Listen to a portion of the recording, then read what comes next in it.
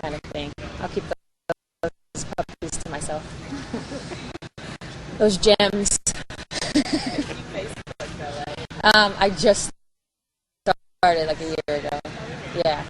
So my friends aren't in the thousands. And I'm very particular about who I accept. But yeah, I do Facebook because it's cool. Overseas, it's like the best way to really stay in touch with people and just kind of see what's going on. So it's cool. So with Lauren out at the end of the season last year, the spotlight was squared dead center on you for the end, and you really sort of got back to your aggressive offense from your early part of your career. Is there anything that you or the coaching staff are looking at about how do you capture, keep that going, but still fulfill your traditional role of Yeah, I don't really. I just feel like with the type of player that I am and the way my game is, I'm just really going to do whatever we need to do to win. If that means score a lot, cool. If that means, set the team up and have it run, cool. I mean, when Lauren was on our team and we had, I think it was 8 games, I'm not sure. We had a very long winning streak. I mean, I don't know exactly what my averages were. I know I wasn't scoring as much as I was at the end, and I'd rather have a 7-8 game winning streak with my averages being lower than the other way around. So it really just depends. Whatever is going to work this year to get us to a championship is what I'm going to do. You talked a lot about liking the fact that she was on the team.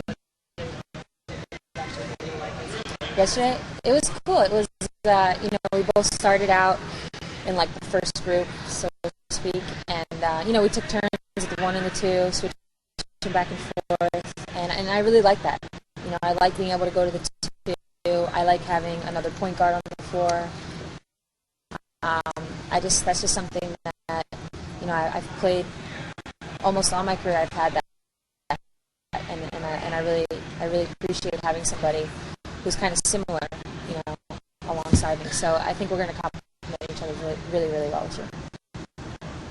All championships are really special, but given the frustrations of the playoffs the last few years in the WNBA, would you trade any of those championships as far as back I mean, it's like, what kind of question is that?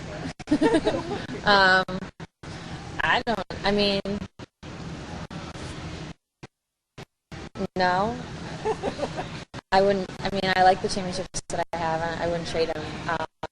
Do I wish we were more successful here in the playoffs? Absolutely. No. I mean, if it meant giving up one of the Spartak ones for, maybe one. But 3 in a row in Russia was really hard, so I'm going to save for that a little bit too.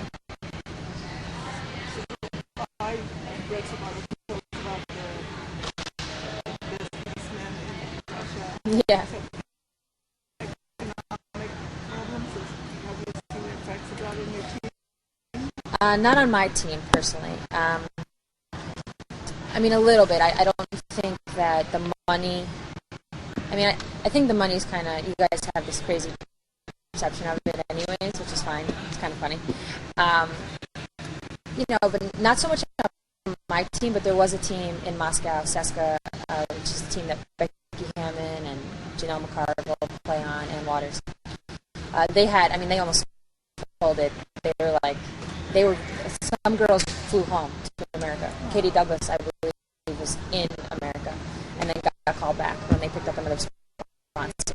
So, I mean, it's definitely, you see it everywhere. Every country that you went to, you noticed it, you saw it.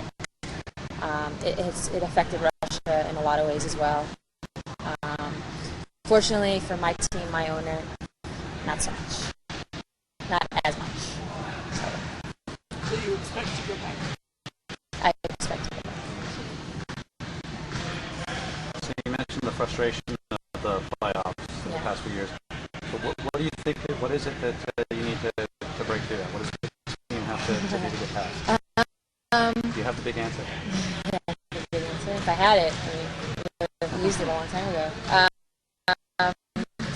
It's just the thing I've learned the most about the WNBA in the playoffs and the winners and all that stuff is it's really just every year one team, everything falls into place for them. For us last year, I can really confidently say that I think we were the best team in the league when we had our entire roster and we were healthy.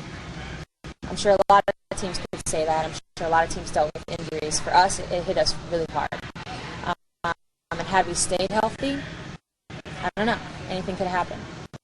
And it's not to say that one player makes a team, but one is a pretty important part. And when she went down, and then Swin was having her injury problems, same with Cheryl. I mean, it was really difficult for us. Every day we didn't know who was going to be on the court. At one point, we found out Yo couldn't play the day of a game, I believe at Minnesota.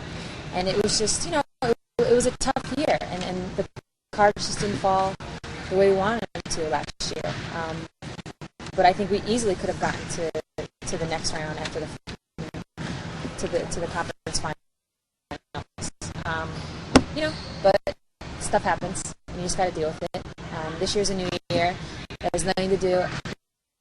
None of the playoff stuff in the past years has anything to do with this year. So there's your answer.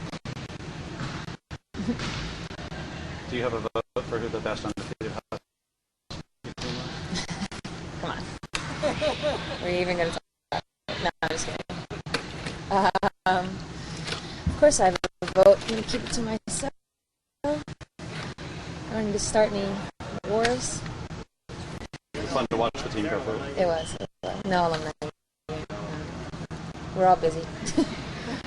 Yeah, it was a lot of fun. I was able to watch a lot of the games on Slingbox, so that was cool. I got to see them make their run.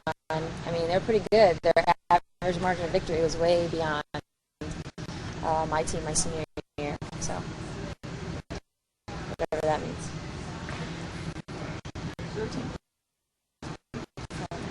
Yeah, I mean, I think we could take them, but...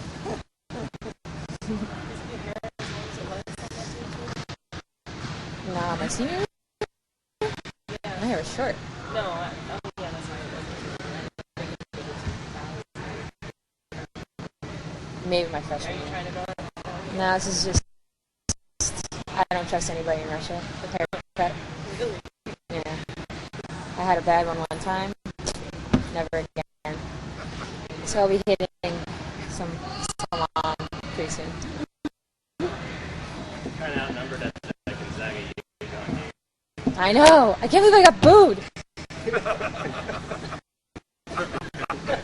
I mean, I know they were Gonzaga fans there, but damn. Booed. Oh well. First for everything. I think we all know what happened at the end, though. So. We'll let that speak for itself. Bulldogs.